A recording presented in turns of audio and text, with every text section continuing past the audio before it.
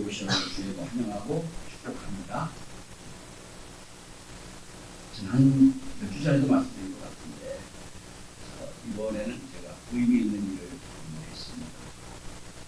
얼마 전에 어머님을 모시고 충청도 경주시 성산에 아버님의 닭골당 유지에 어머님과 동생과 저 아들까지 3대 거쳐서 이 노지를 추석이라고 다녀왔습니다. 닭골당 성산은 제가 전 이름도 들어보는 구조 할아버지까지 오셨는 모든 가족이 온 지조시반에 다 모여있는 그런데 아주 크고 잘 갔습니다. 근데 그날은 아직 그 추석 성묘가 너무 일찍이어서 그런지 아직 불초 안 된 상황이었습니다. 공군의 풀이 무성하고 올라가는 길도 풀이 무성하고 착착하게 올라가서 잠깐 기도를 하고 이렇게 하고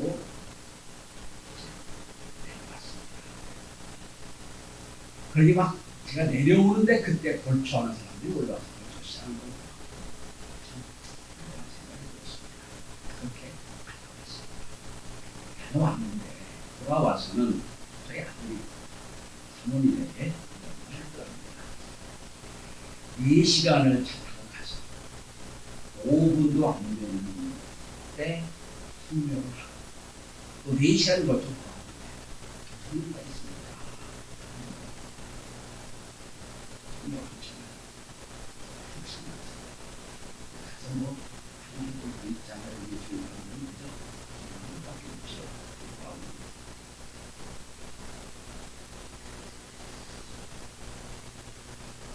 저는 그런 생각을 했습니다. 아들에게 이렇게 말해주시고 아직 말 안 했습니다. 소망이 있습니다.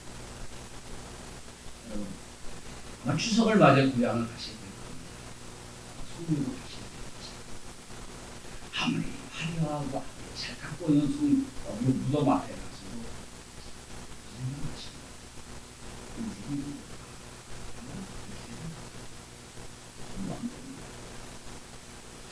그 부분은 우리에게 그건 역사상 가장 위대하고 가장 멋진 고향을 찾아가는 사람을 이야기하고 있어요. 오늘 본문은 이스라엘 백성이 출애굽하는 장면을 무슨 사진 컷 한 쪽 찍듯이 딱 찍어놓고 설명하는 그런 부분입니다. 그런데 이 성경은 출애굽하는 40년의 과정을 단단하게 어떤 정서적인 게 없이 단단하게 이렇게 이스라엘 백성을 출애굽했다라고 보여진 한 장의 사진 같은 그런 부분입니다. 그래서 이 부분을 통하여 고향을 찾아가는 저와 여러분들에게 고향의 의미를 다시 한번 찾아 은혜를 함께 나누길 바랍니다. 첫째는 오늘 본문을 통하여 깨달은 첫째는 우리에게는 돌아갈 영원한 고향 땅 사실. 여러분 고향은 내가 태어난 곳, 내가 가야 될 곳. 그죠?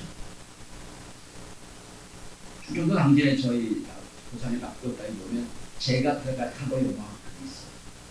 제 항렬에 어떤 분이 이미 들어와 있어요. 먼저 들어가시는 분이 있어요. 그럼 제가 성명할 때마다 가만히 아이고 나도 죽었으니까 아이고 죽었다. 이스라엘 백성이 출애굽하는 장면. 근데 이스라엘 백성이 식사할 겨를도 없이 누르고 없는 빵을 만들어서 급하게 먹고 서서 먹고 지금 탈출하는 장면. 그런데 묘한 것은 그 급하고 그 서둘러야 되는 그런 상황에서 이스라엘 백성은 묘한 것을 가지고 있는 거예요. 그게 오늘 보면 유습이에요. 자 여러분 만약에 이스라엘 백성들이 이제 앞으로 어떤 적을 만날지 모르니까 40년간 광야를 가야 되는데 무슨 무기를 들고 나온다면 이해가 되겠어. 나침판을 가지고 나온다면 이해가 되겠어. 앞으로 우리가 어떤 일이 당할지 모르니까 군대를 앞서놓고 나간다면 이해가 되겠어. 아무 소용이 없는 요셉의 유골을 그러니까 맨 먼저 들어가. 무슨 일이 있어요? 요셉은 우리가 알고 있는 당대 최고의 나라 애굽의 군부trưởng이었습니다. 왕의 황제 바로 아래에 있는 국가를 명문에서 건져낸 7년 흉내에서 건져낸 민족의 국가의 영웅입니다. 그래서 그도 애굽의 모든 그 황제들처럼 미락을 했습니다. 육신은 미락을 속을 다 피어 있었어요.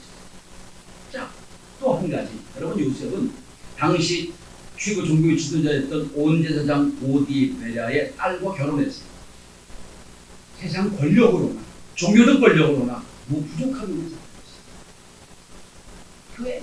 그 요셉이 애굽에 묻혀 있었죠. 그런데 그는 마지막 그걸 이렇게 남깁니다. 하나님이 반드시 약속대로 우리 민족을 찾아오실 것이다. 여기서 우리를 끝나게 하지 않고 우리를 애굽에서 구원시킬 것이다. 그때 반드시 기억해라. 내 유고를 가지고 나와서 하나님이 지시한 그 땅에 가서 나 믿었다. 요셉이 유언을 그래서 그 유언을 따라서 요셉 유고를 맨 먼저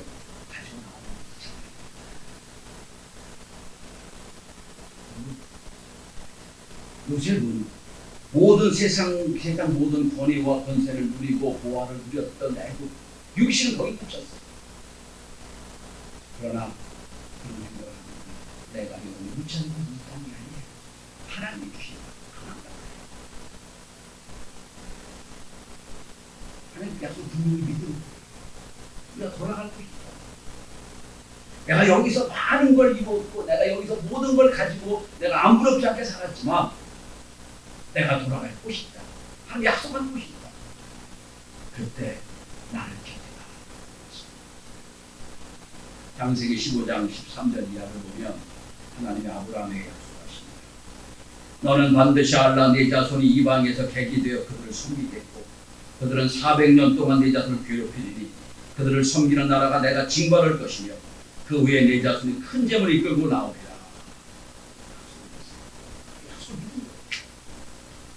그 조상 요셉의 조상 아브라함과 이삭의 하나님이 약속한 걸 분명히 그 조상이 그 약속을 따라 내가 돌아갈 수 있다. 여러분 이번에 숭례에 가셔서 조상을 요즘 어떤 분은 저처럼 나도 들어갈 곳이 있는 사람이 있어. 어떤 사람은 어떤 분은 또 내가 들어갈 땅이 있겠지. 그러나 여러분 육신은 여기 우리가 언제 죽을지 모르지 여기서 끝냈지. 우리의 영원한 쉴 곳은 하나님 말씀을 믿으십니다. 규정이 없지 않습니다. 그래서 아까 처음 말씀드린 것처럼 우리가 아무리 화려한 묘지에 가서도 허무함을 느끼듯이 그래 이 땅은 후에 영원한 곳을 느끼고 깨닫는 것이 숙명인 여러분 한번 요셉이 이제 생각했을 거예요. 이거 하나님 가능하면 내가 이렇게 모든 권한을 누리고 있을 국무총리 있을 때 주는 것이 너무 좋은데 그랬어. 하나님이 시작하는 자기 없어요. 이미 죽고도 한참 뒤에 하나님이 찾아오셔서 모세를 통하여 이스라엘을 죽이십니다. 우리도 언제 주님 나를 부르실지 몰라요. 그죠? 이 땅에서 출애굽시키지 그러나 언제든지 모르지. 그때 저와 여러분의 영원한 땅 그 하나님 앞에 가서 함께 영원한 고향을 찾고 쉴 수 있는 내가 되기를 바랍니다. 두 번째는 자 요셉은 약속을 믿고 그 약속대로 유언을 했습니다. 두 번째는 그 약속을 믿고 행동하는 후손들이 있었어요. 저는 본문을 읽으면서 요셉도 훌륭한 사람이에요. 죽지만 이 땅의 끝이 아니라 영원한 하나님 나라가 있다. 나를 더 묻어달라라고 유언한 맹세시킨 모세가 훌륭한 믿음이 있죠. 더 그만큼 훌륭한 사람 중에 하나는 모세와 여호수아. 지금 급하게 지금 출애굽해야 될 장면이에요. 바로 가면 언제 막힐지 몰라. 이게 또 막을지 몰라요. 그게 가야 되는 건데. 그 위급한 중에도, 그 시간이 충분한 중에도 모세와 여호수아는 모세와 무덤을 찾아 요셉의 유해를 찾아. 여러분, 아무리 요셉이 훌륭한 믿음을 가지고 맹세를 시고 약속을 해서 후손들이 안 이어지면 약속을 잃어버리거나 이행하자면 아무 의미가 없는데 무슨 의미가 있겠어요? 나 혼자 방황 끄다는 거지. 근데 후손이 믿음이 있어요. 모세도 여호수아도 기억했다가 맨 먼저 기회를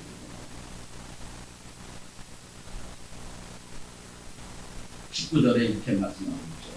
모세가 요셉의 유고를 가졌으니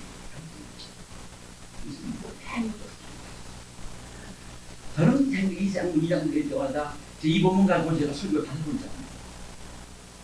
그런데 이제 그런 생각을 합니다. 아니 여러분, 애굽에서 태어난 이 아이들은 뭔지 모르잖아. 지금 저게 뭔지 물었을 거예요. 아니 아버지, 할아버지, 저 앞에 저게 뭐예요? 넌 모르지만 애굽을 구원했던 영웅, 우리 민족. 근데 그가 이걸 했거든. 반드시 이날 올 걸 알고 하나님 약속을 했어요. 우리가 떠날 때 이걸 가져다고 약속을 했어요. 그게 지금 크게 무슨 생각을 했을까요? 지금? 자, 애굽 사람, 애굽에서 태어나지 않고 애굽에 살았던 1세대 모세. 그 다음에 모세와 여호수아, 애굽에서 태어나서 애굽에 자란 2세대. 그 다음에 이제 이 2세들이 태어나서 만든 2.5세대. 거의 3세대가 지금 어떻게 보면 고향을 떠나요.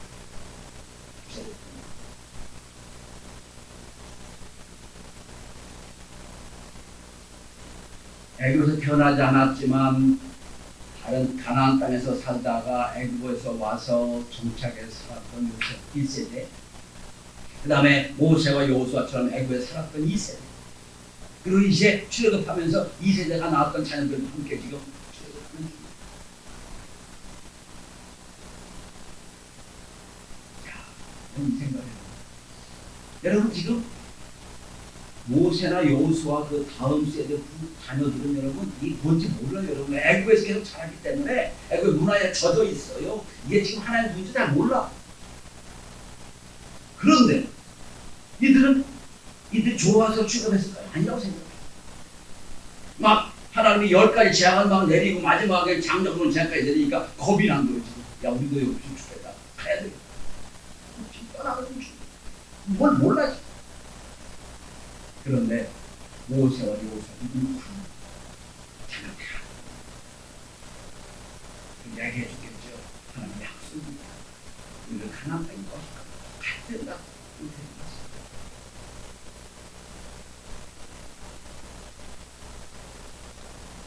개인적인 얘기를 죄송합니다만 지난 금요일 이재 집사가 하원에 전화를 해서 갑자기 그렇게 추석분인데 목사님 식사를 좀 사줍시다. 시간을 해라. 개인적으로 이재 집사 전 조카잖아요. 조카가 이모부를 밥 사주는 건데 사실은 객관적으로 보면 집사님이 목사님은 밥을 사주는 거예요. 이제 식사를 했어요. 그리고 이제 이재 집사 딸 예란이를 제가 직접 한 이런 생각을 했어요. 자, 장유수 집사가 우리 2세대입니다. 이재 집사가 2세대예요. 이 집사가 낳은 딸이 3세대입니다. 야, 30년 되니까 3세대를 한뒤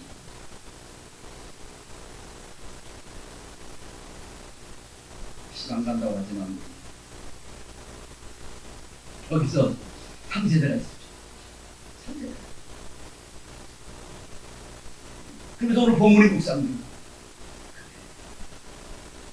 이 교회의 모습 아닙니까? 아버지 때, 할아버지 때, 아버지 때, 자손 때 어디를 향하여 합니까? 이 땅이 아무리 행복하고 이 땅이 아무리 좋아도 여기서 할 것이 아니야. 영원한 하나님 향하여 가는 그렇습니다. 저는 그래서 음식이 맛있고 비싸고 중요하지 않고 하나님이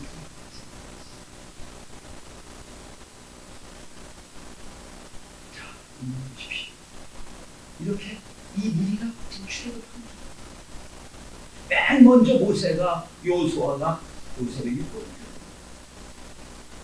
얼마나 좋은 일이죠.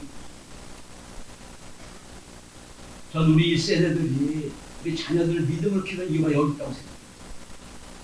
애굽의 문화 속에 그냥 젖어가지고 애굽이 전부인 줄 알고 있는 사람들에게 출애굽시켜요. 여기 다 좋고 여기 만족하고 여기 화려하니까 여기서 영원히 갈 것이 아니야. 우리 곳은 다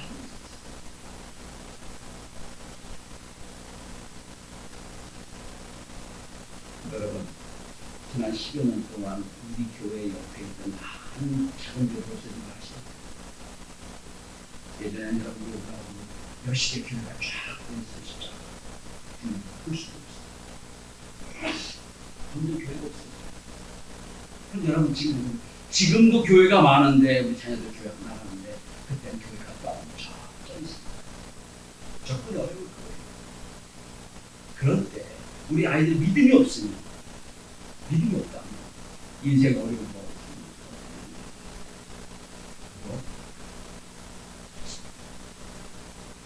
그들이 어디서 하나님을 알고 믿을 수 있을까?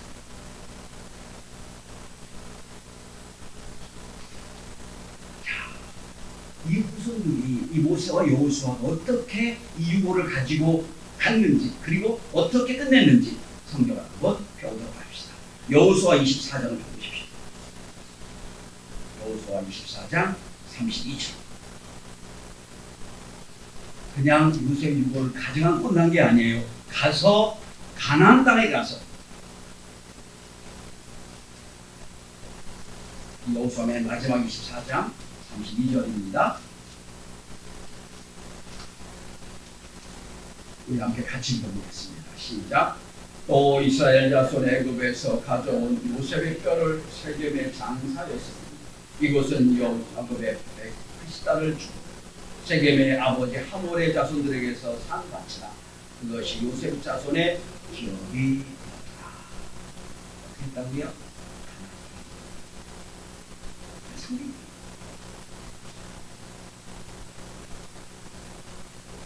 전 우리 교회가 요셉의 훌륭한 약속을 믿는 믿음으로 좋지만 그 다음 2세대 모세와 여호수아가 그 약속을 따라 믿음을 실천하는 그 역사가 있다.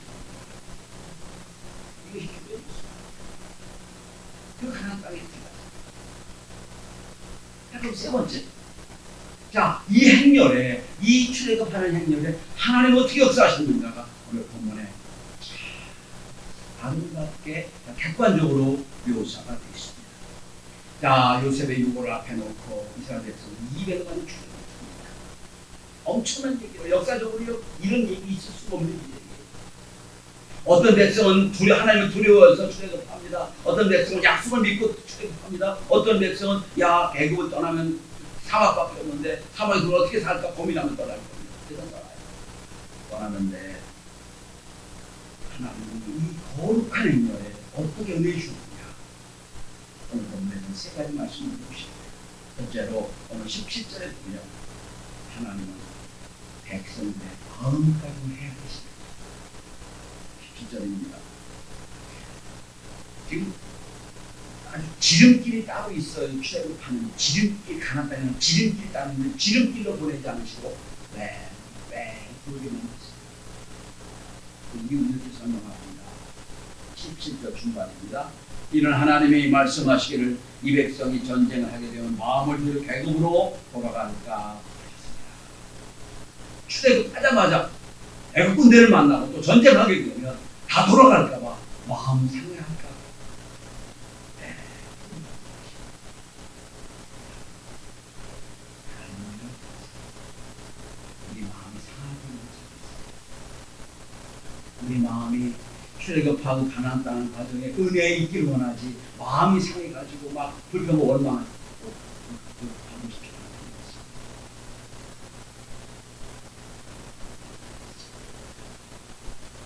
하나님 우주 만물을 통치하는 능력이 하나님이십니다. 그런데 그 반대는 우리 마음에 작은 것까지 상처받기 불문하지 않으십니다.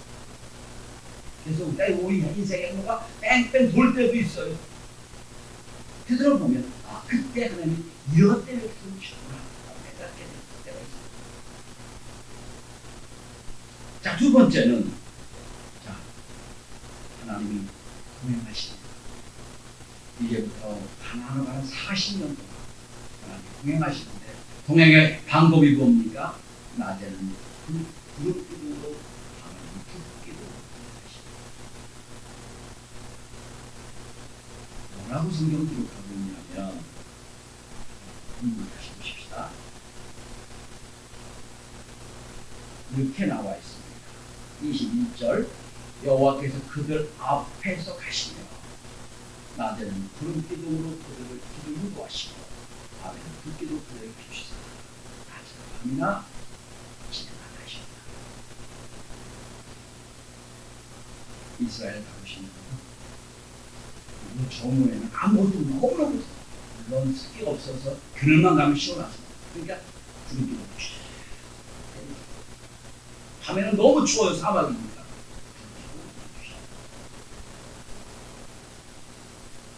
하나님, 여러분들이 우리가 하나님을 구주로 영접하는 그 시간부터 지금까지 하나님이 우리 인생의 불기둥, 구름기둥이 되심을 믿으시기 바랍니다.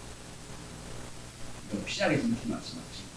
예수님 승천하시기 전에 내가 세상 끝날까지 너희와 항상 함께하리라. 그 말씀.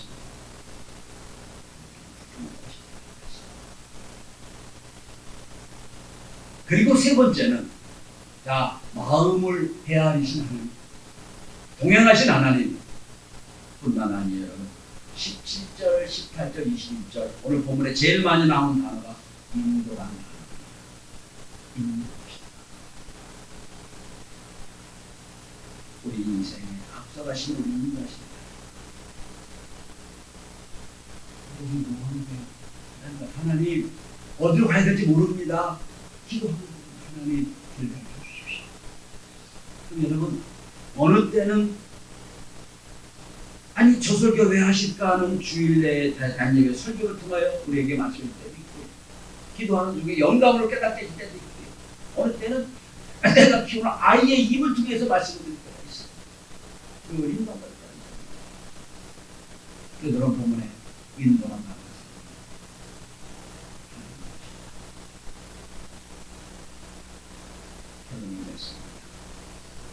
여러분의 추석, 성묘기도 가서 그냥 그 조상이 붙여있는 무덤만 보면 가족이 아무도 없죠. 그거예요. 요셉의 인생하고 영이 묻혔지. 묻힌 영한 특감이 있다. 그리고 영한 고향을 향하여 가지고 믿음으로 출발하고 내 믿음의 자녀 후손들을 믿음으로 잘 키워내서 약속 이어진 행진에 동참시키는 우리 교회 저와 여러분이 되시기를